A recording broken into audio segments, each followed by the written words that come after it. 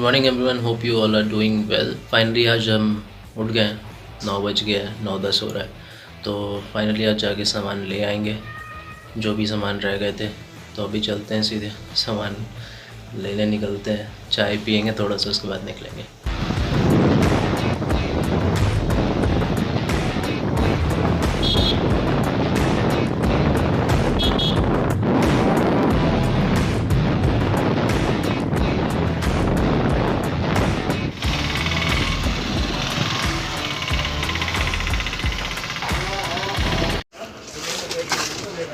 Relax करके सामान पहले वो देख ले क्या क्या चाहिए करके। ये दालें आ जाओ। दाल मूंग वाली ले लेते हैं, मूंग वाली। ये है मूंग की दाल, आधा केजी ये ले लेते हैं। यार सामान ऑलमोस्ट हो गया है, थोड़ा बहुत चीनी लेना है और क्या लेना है यार, चाय पत्ती और चीनी लेनी है। बाकी सारा सामान हो गया और दुकान भी बंद होने वाला, 10 बज ही गए। तो बस लेकर निकलते हैं। तो भाई सामान लेने जब भी आओ ना एक साथ इतना सारा, तो एक दो सामान होता ही है जो भूल जाते हो। चाहे अभी भले ही मेरे को याद है कि भाई ये सामान सारे हो गए, पर घर जाओगे ना तब याद पड़ेगा कि पक्का एक दो सामान रह गया है। वैसे ले तो लिया सामान, बिलिंग काउंटर पर चलते हैं अभी। इतने दिन से बाइक पड़ी हुई थी ना, मालूम नहीं था कि पंचर कैसे हुआ है नहीं हुआ है। तो इतना मोटा कील घुसा हुआ था उसके अंदर, तो उसको भी पंचर पहले बनवाया, उसके बाद फिर जाकर सामान लाया। भीड़ ज़्यादा नहीं थी पर टाइम कम था, पर फाइनली ले आए जाकर हम। और अभी बनाना लिया है 2, तो वर्कआउट शुरू करेंगे थोड़ी देर में। उसके बाद फिर आज होगा लेग डे, और लेग डे मेरे लिए सबसे ज़्यादा एग्जॉस्टिंग है। तो आज देखते हैं कैसा रहता है दिन।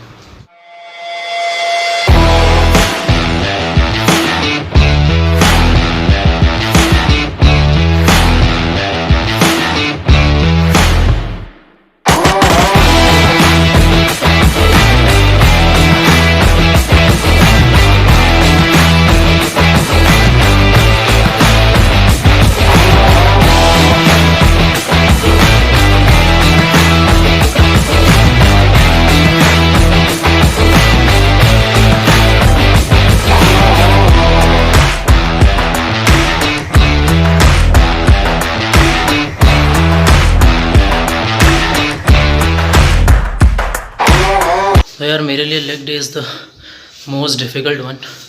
और अभी सिर्फ 2 तरह के एक्सरसाइजेस किए हैं, स्क्वाट्स किया है और एक और किया है, नाम नहीं मालूम मेरे को, पर देखा था मैंने यूट्यूब पे।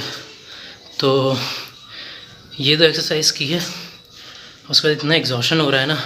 पानी भी पी रहा हूँ मैं, बनाना भी लिया वर्कआउट से पहले, पर फिर भी हो रहा है। तो लेग डे मेरे लिए काफ़ी मुश्किल रहता है हमेशा। अभी 3 एक्सरसाइज और है, पर पूरा तो करना है। अभी थोड़ी सी ना वो चीज़ आ गई अंदर 2.5 हफ्ते से कि अब ना रुकना नहीं है, अब करते जाना है, चाहे टाइम हो ना हो, कुछ भी काम हो, लेकिन वर्कआउट कंटिन्यू रखना है और प्रोग्रेसिव ओवरलोडिंग करनी है धीरे धीरे।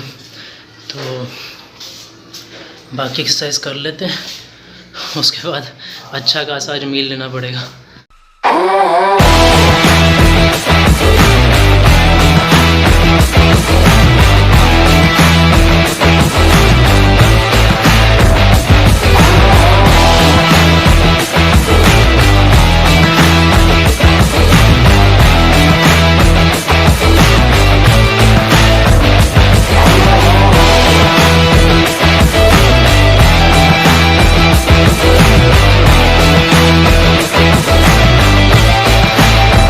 और गाइस कैसा चल रहा है, खाना पीना हो गया।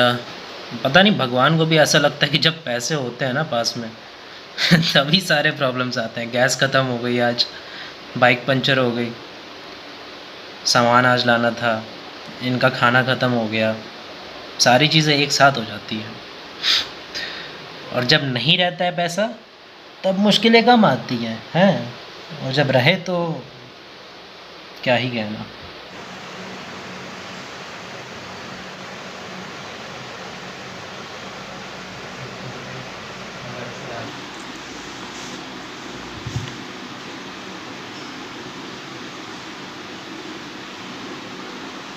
अभी क्या है ना, अभी जाके ऊपर खाना बनाना पड़ेगा, सोयाबीन आलू की सब्ज़ी और चावल बना देंगे, क्योंकि दोपहर में हमने खाना किसी ने बनाया नहीं, थोड़े बिज़ी थे हम सारे के सारे, और उस वजह से खाना बन नहीं पाया। पर अभी जाएंगे और जाके चावल और सोयाबीन आलू की सब्ज़ी बना देते हैं फटाक से, घंटे भर के अंदर बन जाएगा। उसके बाद फिर आगे देखते हैं, बातें करते हैं थोड़ी।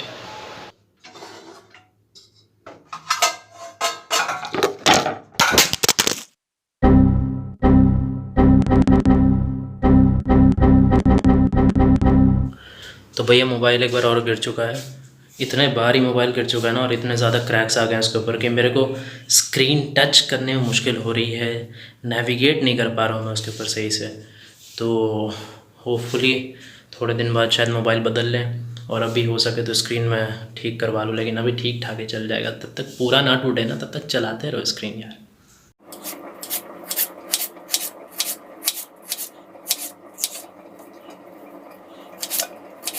पता नहीं यार, आज थोड़ा ना आँख में पानी ज़्यादा आ रहा है प्याज काटने में।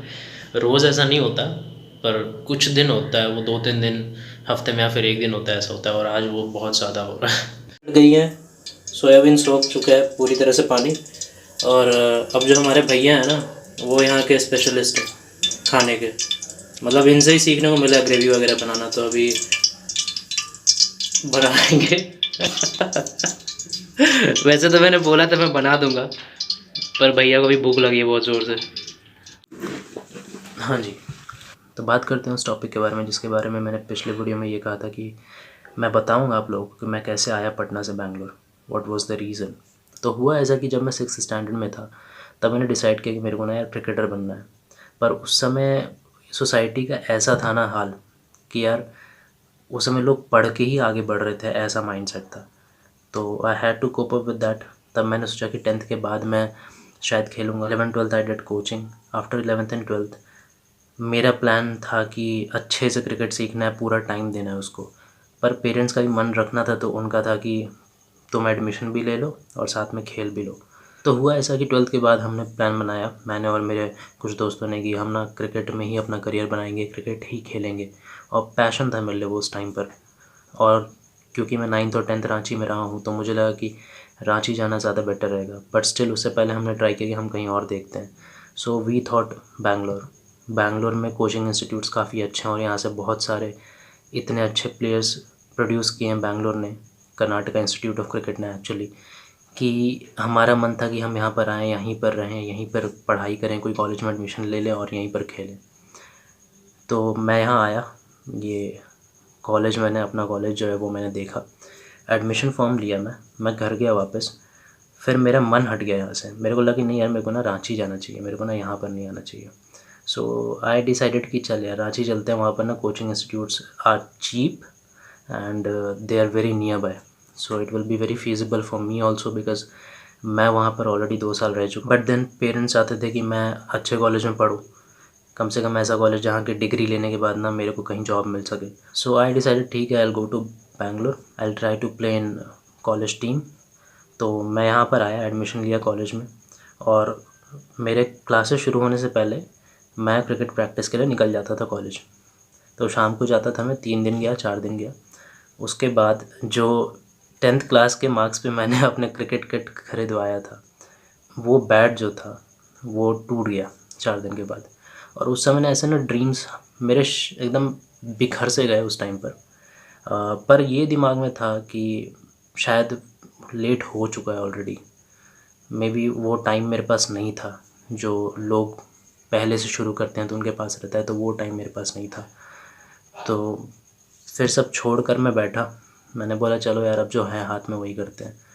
तो पढ़ाई की अच्छे से 1 सेमेस्टर, उसके बाद फिर से मेरे को दिमाग में आया कि नहीं यार, मेरे को खेलना चाहिए, मेरे को ना ऐसे हार नहीं माननी चाहिए। तो मैं फिर से एक कोचिंग इंस्टीट्यूट गया, but it was so expensive कि आई फाइनली डिसाइडेड कि नहीं भाई, अभी जो है मेरे सामने बस वही मैं करता हूँ, ग्रेजुएशन कंप्लीट करता हूँ, अच्छी जगह जॉब लग जाए, बस रेगुलर सोर्स ऑफ इनकम आता रहे, धीरे धीरे एक्सपीरियंस होगा तो फिर आगे बढ़ेंगे लाइफ में। तो इस तरह से वो जो ड्रीम था क्रिकेट खेलने का, वो रह गया कहीं। और यही रीज़न था कि मैं बैंगलोर आया था। पर जिस रीज़न के लिए आया था वो तो पूरा नहीं हो पाया। पर जो जितने टाइम मैं बैंगलोर में रहा, मैं उसके लिए बहुत ज़्यादा ग्रेटफुल हूँ, बहुत सारी मेमोरीज़ दी है मैंगलोर ने, इतना अच्छा कॉलेज दिया, कॉलेज में इतने अच्छे लोग दिए, और वो 3 साल सबसे अच्छे थे मेरे कॉलेज के, सबसे अच्छे थे वो।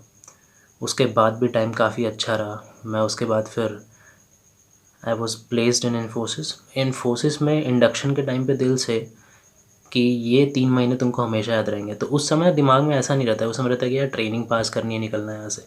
But when you finally come out of it, अब उसका भी जो रीज़न है वो मैं बाद में बताऊँगा, जो भी रीज़न है। तो when you finally come out of it, you really miss those days, those training days. तो आपके पास जो है उस चीज़ की वैल्यू करो, और शायद अभी ना समझ में आए पर बाद में आपको धीरे धीरे समझ में आएगा। Always be grateful to what you have and make the best out of it, you know. तो यही बस कहना था मेरे को।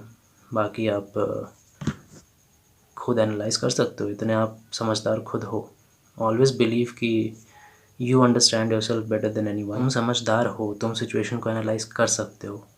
Okay, take help from the people who are experienced, who have seen these things. Take help from them, but in the end सुनो अपनी, ठीक है। तो कंक्लूजन ये है कि अपने ड्रीम्स का कभी भी सैक्रिफाइस मत करना, but at the same time analyse करना कि क्या ये मेरे को सही रास्ते ले जा रही है। कोई भी आप ड्रीम अपना पूरा करने जाओ, डिफ़िकल्टीज़, थाउजेंड्स, इनफाइनाइट डिफ़िकल्टीज़ आएंगी, बट स्टिल तुमको ये सोचना पड़ेगा कि क्या वो 1000 डिफ़िकल्टीज़ पार करने के बाद भी वो वर्थ इट है, या फिर जो मेरे पास अभी है उस चीज़ के लिए मैं ग्रेटफुल रहूँ। मेरे को जो उस टाइम सही लगा मैंने किया, शायद लेट हो गया था and I thought it was very practical to think. तो and I don't regret it now. I was regretting it 2 years बैक, but I don't regret it now. तो यार मैं कोशिश करूँगा जितना भी मैंने सीखा है अभी तक ज़िंदगी से, हालांकि मेरी ज़िंदगी अभी शुरू हुई है, एक जो फेज़ है ना ज़िंदगी का वो गुजर गया, और एक जो सबसे इम्पॉर्टेंट फेज़ है ज़िंदगी का वो अब शुरू हुआ है। But still what I have learn from that phase I will always share with you guys, and I hope कि वो सारे एक्सपीरियंसेस आपको काम आए, और ना भी आए तो चलेगा, और आप भी शेयर करो यार, मेरे भी तो काम आ सकता है कुछ भी। तो आज के ब्लॉग के लिए बस इतना ही, मिलेंगे कल एक नए ब्लॉग के साथ, तब तक के लिए